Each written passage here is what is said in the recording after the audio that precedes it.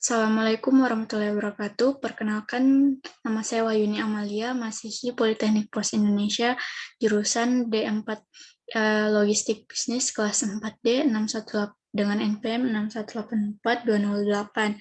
Jadi pada kesempatan kali ini saya akan menjelaskan perhitungan proses antrian, di mana antrian ini diambil di bengkel lokasi Gear Kalong. Mulai jam pencatatannya itu jam 3 sore dan selesai pada jam 5 sore.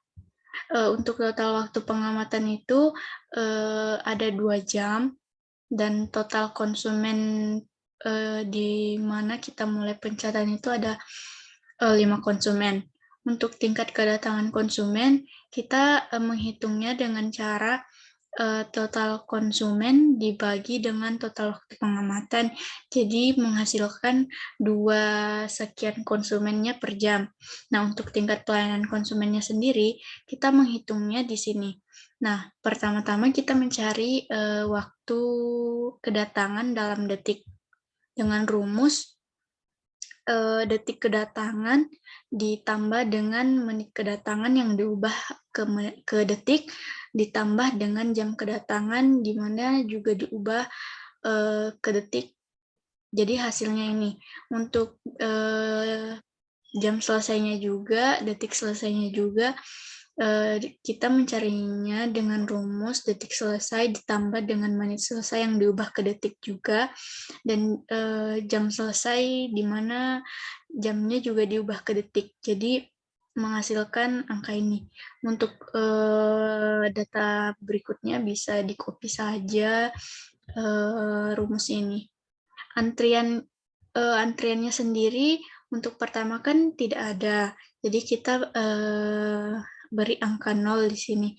Nah, pelayanannya sendiri kita menghitungnya dengan cara detik selesai dikurang dengan antri detiknya dikurang dengan kedatangan dalam detik ya.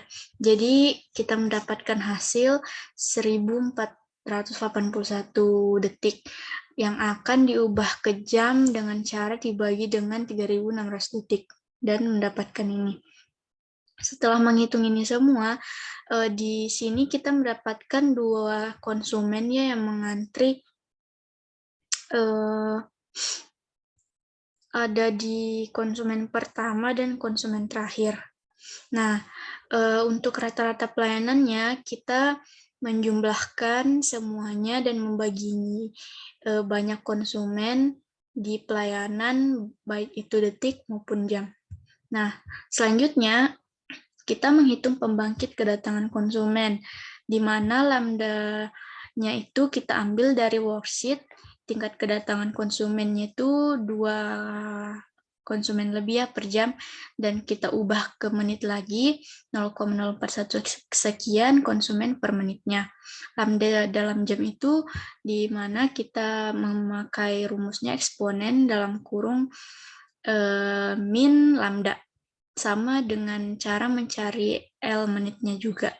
Nah, untuk simulasinya sendiri kita ambil pada hari Kamis, di mana jam buka bengkelnya itu pada jam 10 dan jam waktu tutupnya jam 5. Jadi total waktu kerja bengkelnya itu ada 7 jam. Apabila diubah ke menit, di sini sebanyak 420 menit.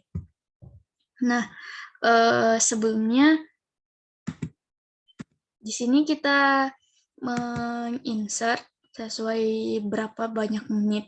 Jadi ada 420 menit, jadi kita menginsert nomor waktunya itu sampai dengan 420 menit.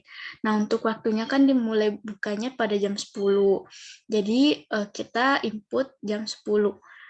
Dan waktu berikutnya kita mencarinya dengan cara rumus di mana waktu buka ditambah 1 menit dibagi 24 dan dibagi 60. Jadi menghasilkan ini sama dengan cara ini. Di sini juga kita menggunakan angka random untuk mencari konsumennya. Nah, untuk konsumennya sendiri kita menggunakan rumus if dalam kurung waktunya, angka randomnya untuk waktu pertama lebih besar sama dengan lambda dan di koma 0,1. Jadi kita akan mendapatkan angka 1.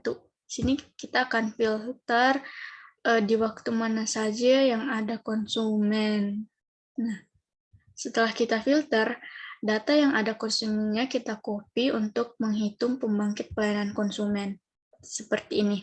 Di sini juga kita menggunakan lambda dari worksheet sebelumnya dan juga menggunakan angka random. Nah, untuk waktu pelayanan dalam jam, kita menggunakan rumus min ln dalam kurung angka random di konsumen pertama dibagi dengan lambda. Ini kan angka lambda ini pasti.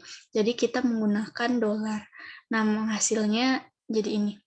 Untuk pelayanan dalam menit itu kita menggunakan rumus round up